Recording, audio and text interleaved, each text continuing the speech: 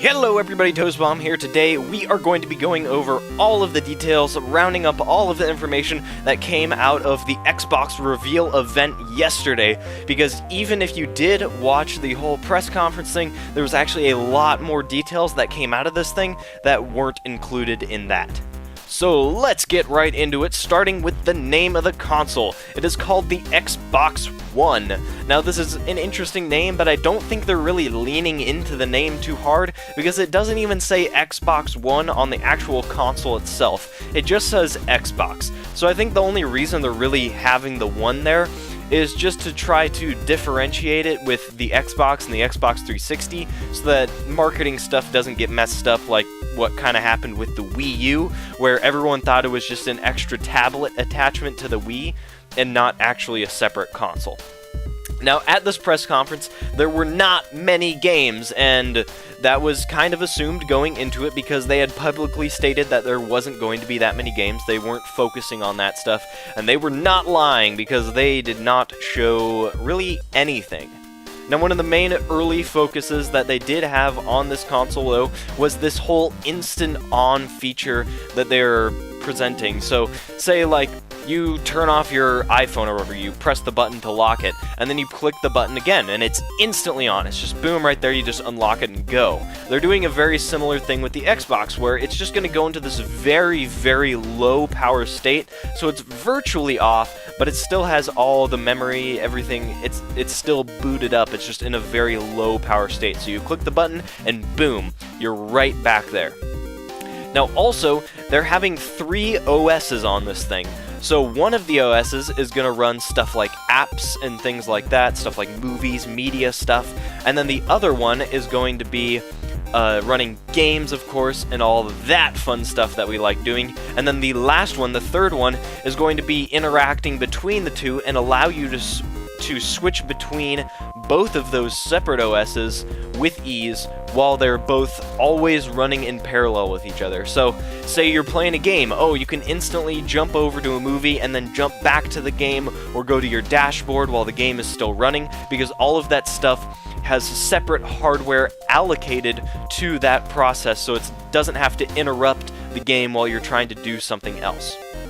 They also showed a pretty interesting feature that I don't really know how much it'll be used, but it's a neat idea nonetheless, that you can minimize your game screen and kind of attach separate windows over to the side to multitask. So you could have Skype over to the right while you're Skyping somebody, or you could have Twitter open over to the right, some sort of app like that, which makes it a lot more useful, because, dude, Twitter on the Xbox right now, it's pointless.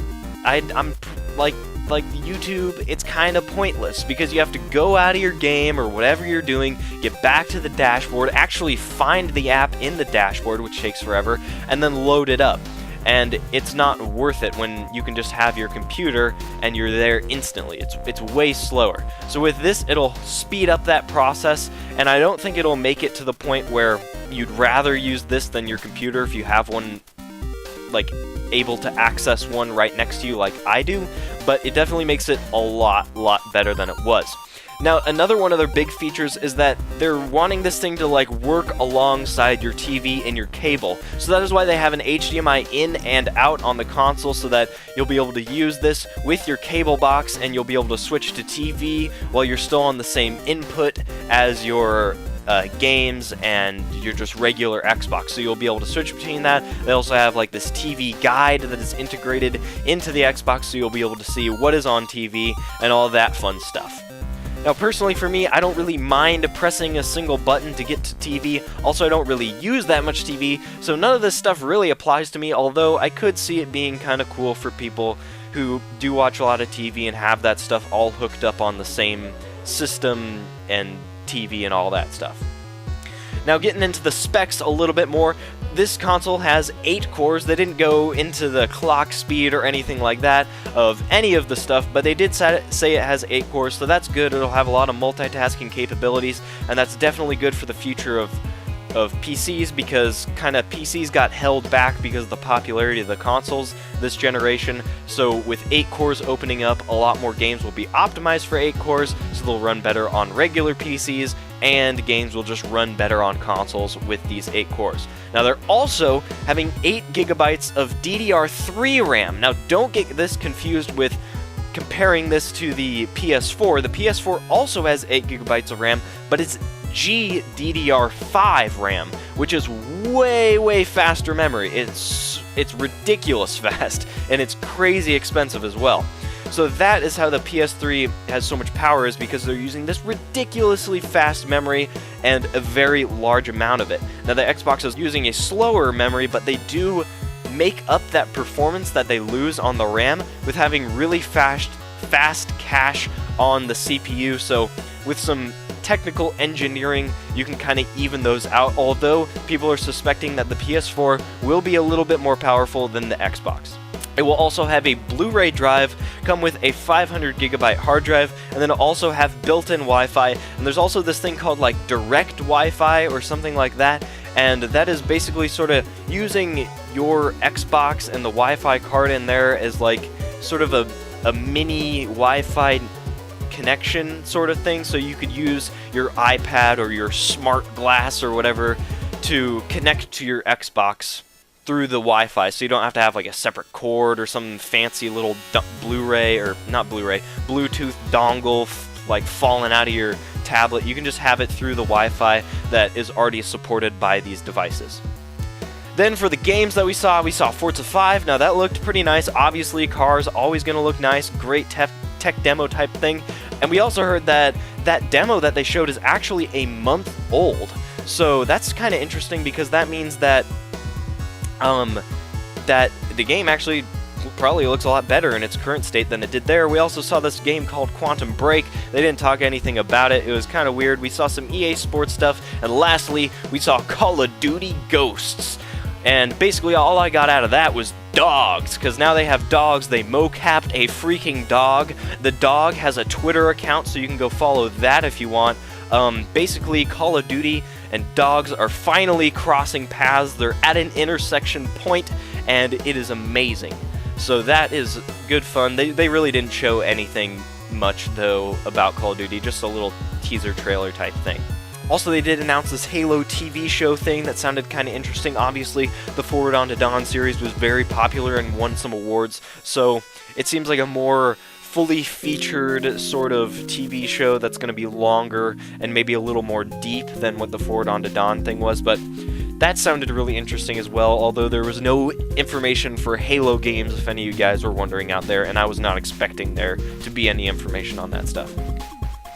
Now, one of the questions that has been raised out of here, and some misinformation that's been coming out of the executives' mouths and press releases and stuff, is what are they doing with used games? At first, we were told that there's like a fee to pay, so if I have a used game, or if I just have a game and I give it to my friend, if he has the disc, he can play it, but if he wants to install that game to his hard drive, he's going to have to pay like a $10, $15 fee in order to use that game. So that seems interesting, although it kind of seems weird, because why should that person, just for being able to borrow the game, get the game at a discount? So that's why that doesn't really add up. And then we've also been told that there's no fees, and we've also been told we'll talk about it later. So really, it doesn't seem like that anyone really knows what's going on here, and they probably don't even know what's going on. So we'll probably learn a lot more about that at E3. Also, I'm not sure if this is in order for you to be able to play your games off of the hard drive, or just to play your Xbox at all. I hope it's not, because that would be absolutely ridiculous. I'm pretty sure this is just for playing your games that are installed to the hard drive. You need to connect to your Xbox every 24 hours. Now that seems like a pretty small window to use, but I mean, I guess I can see where they're coming from, because they need to authenticate and make sure that, yeah, this is a legitimate copy of the game if you don't have the disc and you're just playing it off of the hard drive. So I understand where they're coming at from that, although I do hope they open the window from that, just in case you're taking it on a road trip or doing whatever, and you don't have space to carry all these games you want to bring with you. You definitely want a bigger window than just one day.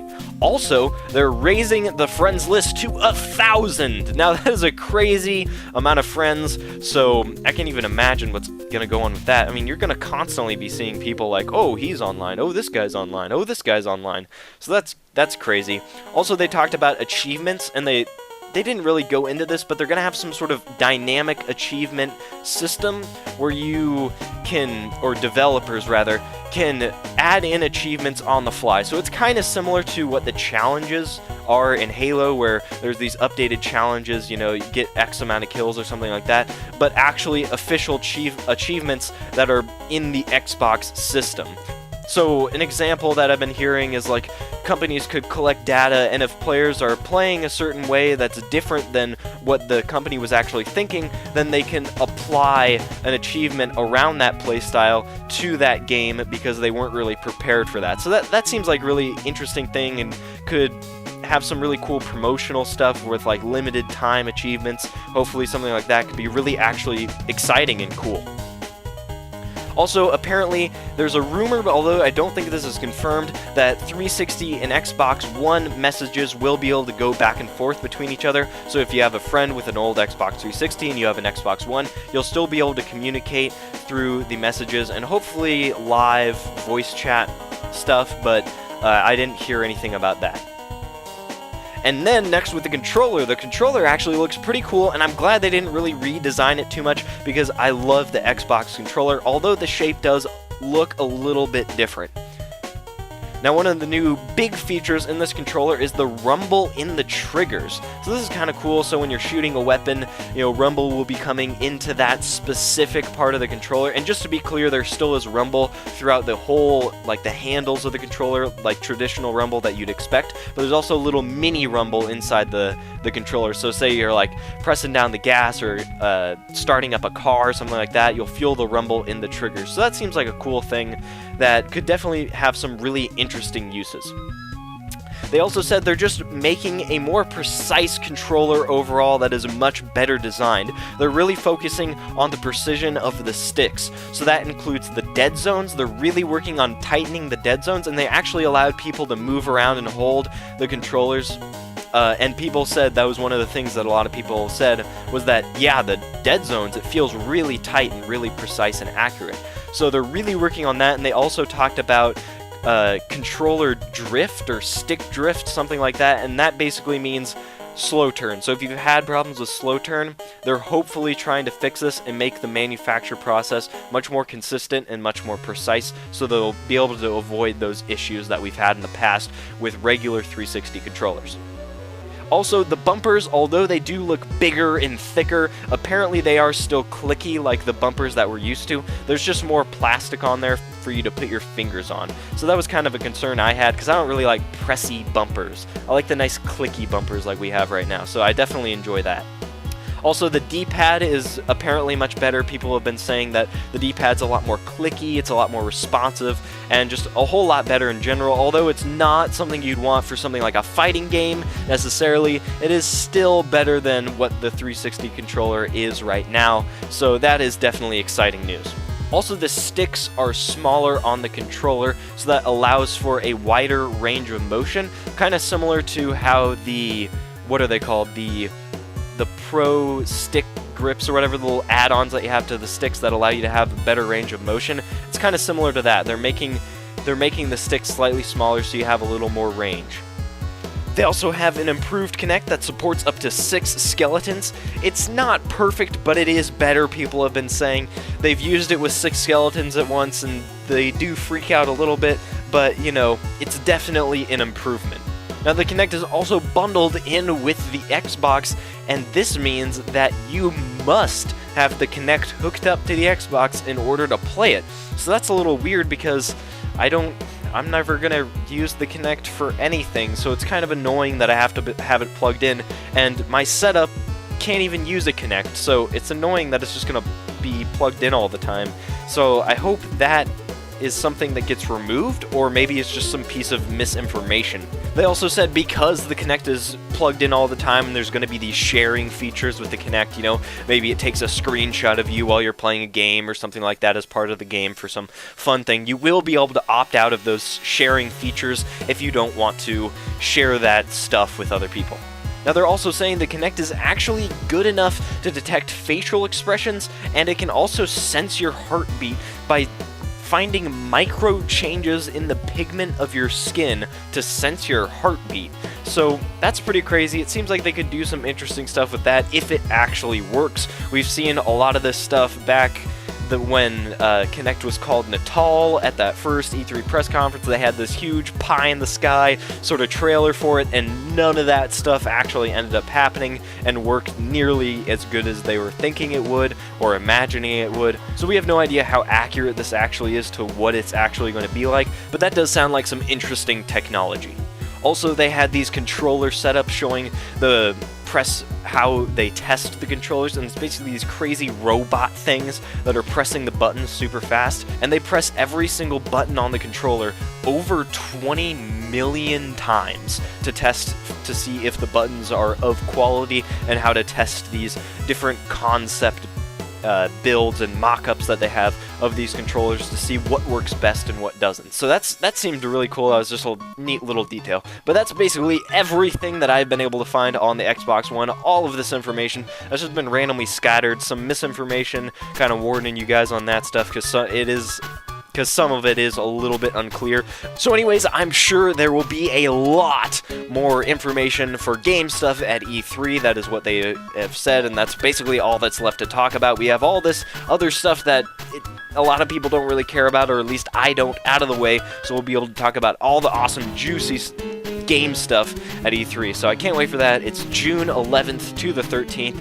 Tune in, because there's going to be a lot of stuff happening, and it's going to be really exciting to see what Sony does and what Microsoft does, because it's going to be a friggin' bloodbath. Basically, whoever gets a good start is most likely going to be the people who end up on top for this generation, and that means a lot, because as you've seen what happened with Sony last time around, Xbox right now is just absolutely dominating.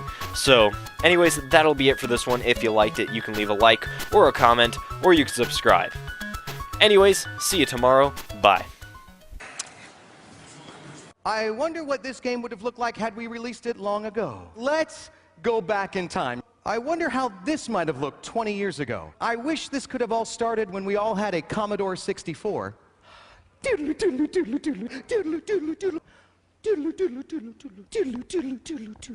it with me.